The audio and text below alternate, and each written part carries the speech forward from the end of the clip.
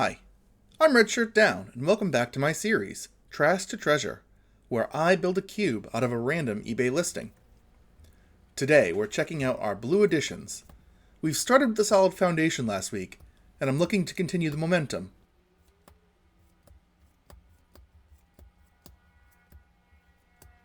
I'm going to use Brainlin, the Moonkraken, to continue the discussion from last week. I'm still on the fence about making this a commander cube. I think that I'm leaning more toward doing it, but that's where I need your help. Would you like this to be a commander cube? I've got a community poll going up where I'll try to get the pulse of the community and would love to hear your responses. As for this card, it's probably not going to be great. I tend to build leaner cubes, so there won't be too many 6+ mana spells. But I need some density of blue legendaries to partner with, so into the cube it goes. Go Shintai of Lost Wisdom is exactly what I'm looking for. Maybe we'll find some other shrines in this pile, but even if we don't, it's still a cheap blue legend that can partner with something.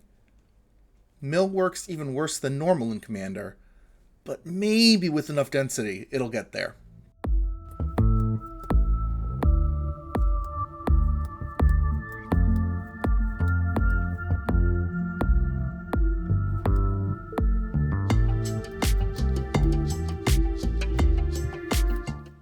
In Cube, cards like this either do nothing or are very strong.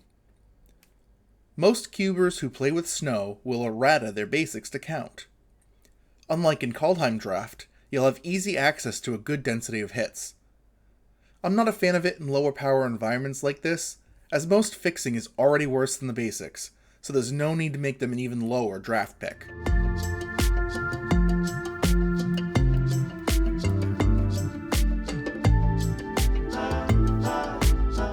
If we're going to support Double Spell as a micro-archetype, this will be a very strong addition.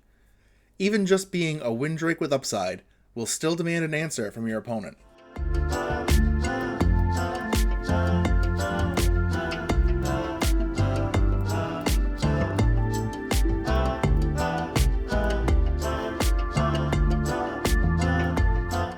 Vidalcan Anatomist is a weak body with an interesting ability. It'll work well either offensively or defensively, and if we happen to support Proliferate, it might even become a Gatling gun.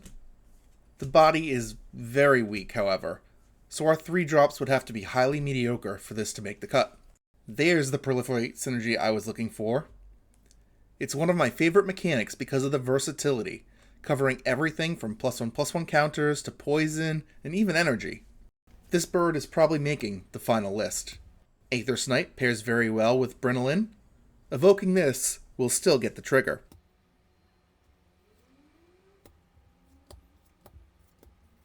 Another great random rare. It's legendary, cheap with a decent body, and even self-synergizes.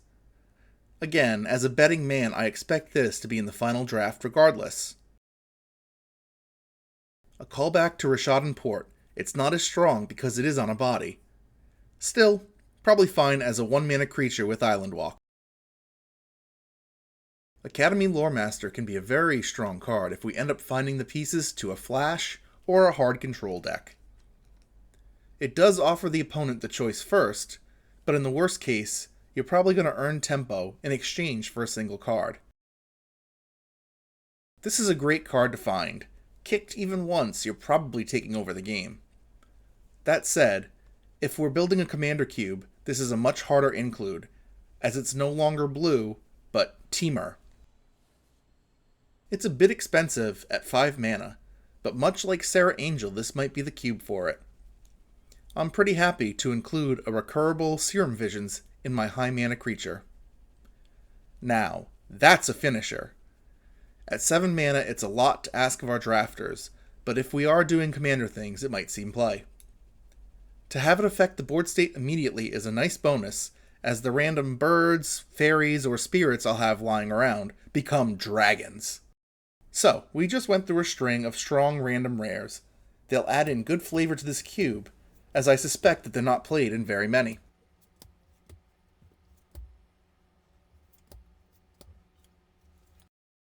Another type of counter that we can potentially proliferate.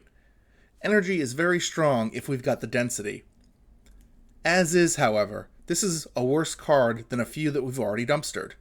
It'll only make the cut if energy becomes a sub-theme within this environment. Timu Murmuring Mystic is still a playable card. Not exciting, but it might be able to turn around a board-stalled game.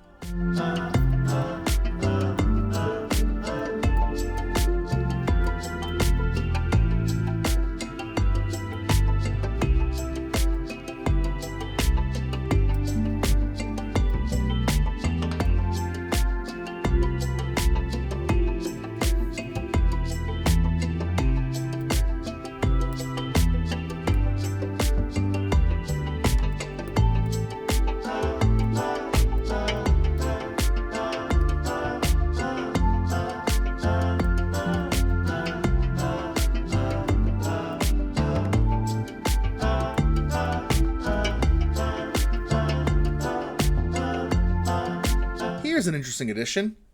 It's a blue mana dork, but also can help fuel the graveyard decks like Delirium or Reanimate. I like glue cards like this.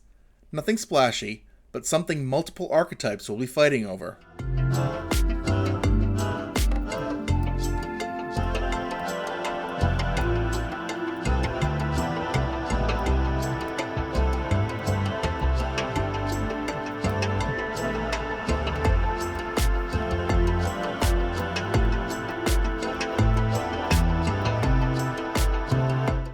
Archaeomancer is probably best in class for this effect.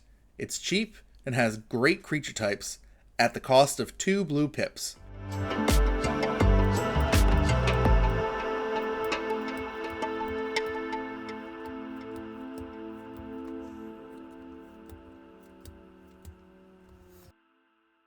We've found the controversial mechanic for this cube. Initiative is a fine mechanic if we're doing multiplayer things. But if this cube is 1v1, then this effect is far too powerful. It's like Wizards didn't learn from the Monarch mechanic and just doubled down instead.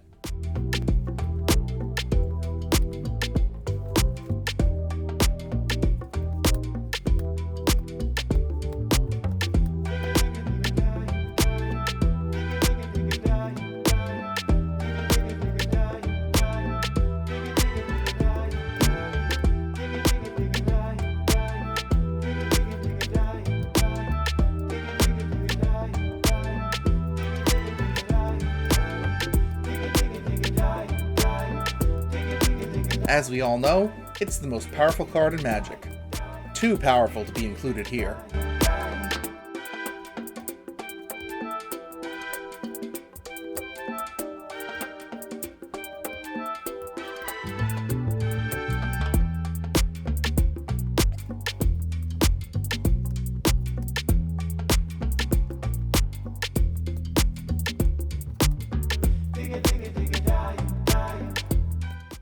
Not a color heroic decks tend to be in the cube, but this is a very strong card.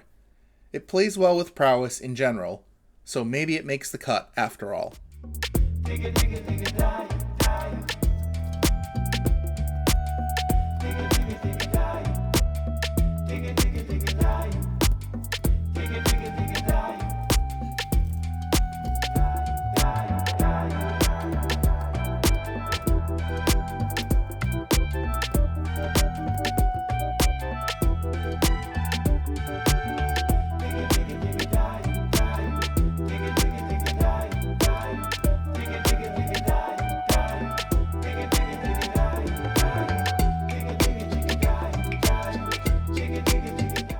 Acquisition Octopus. I love this card.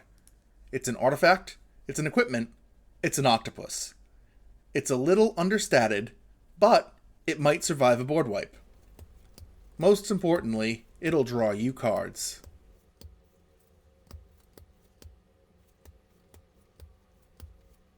I don't like trying to build a Kindred Cube, but Merfolk are one of the easiest to casually support.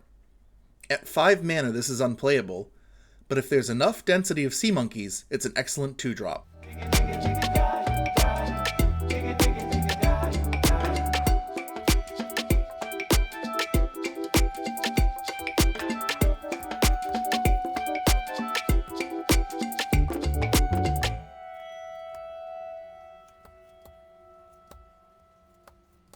We've found the first planeswalker of the series. It's not very good, but I think I'll include it anyway, just to have the representation. There are a lot of fairly cheap planeswalkers. And if I was building for a budget instead of building out of bulk, I'd for sure throw in a few, at least for the Esper Shard.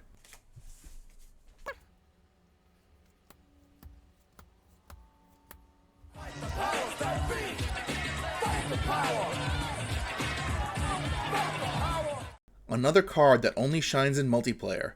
If we're doing EDH things, we need as much political power as we can get.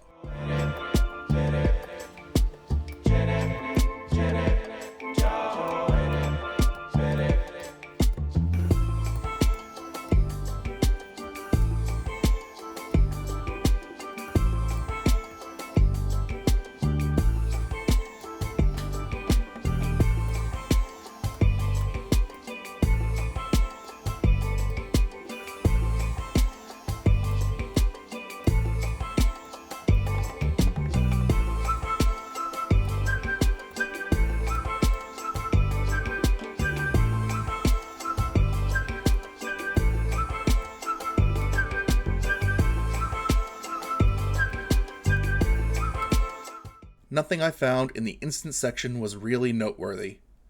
Just a bunch of counterspells, card draw, and ways to slow down the opponent's aggression.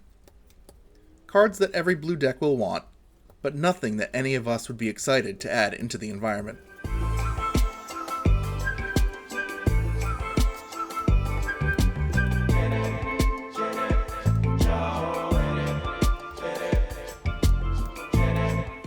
Deep Analysis. Shout out to my new series where I help you refine your cube's ideas. Send me an email at redshirtdownyt@gmail.com if you'd like to be featured in an episode. Remember to include any restrictions you'd like me to keep in mind while evaluating. I'd love to give back to my growing community. Upheaval was a cube staple for the longest time, in powered environments especially. If you are in a deck with Moxen in the Light, you're rebuilding right away while sending your opponent to the Stone Age. Even in this environment, it's a budget Cyclonic Rift, only playable if we're having multiplayer games. Okay, that's going to finish the blue spells. I'm still hedging my bets with regard to the environment that we're building. Again, leave me a comment below to tell me which kind of cube you prefer me to build. And if you really want to get your hands dirty, join me on my next Cube livestream, August 29th at 7 p.m. EDT. On to the first Trash Treasure Cube, Scion Sword 5. You've got another couple weeks to respond, otherwise I'll have to redraw. At some point, I'm just going to leave the damn thing at a convention. As for this cube, I'm running it back. Leave me a comment on any video in this series, and after it wraps, I'll be finding a new winner. Don't forget to subscribe so you don't miss out.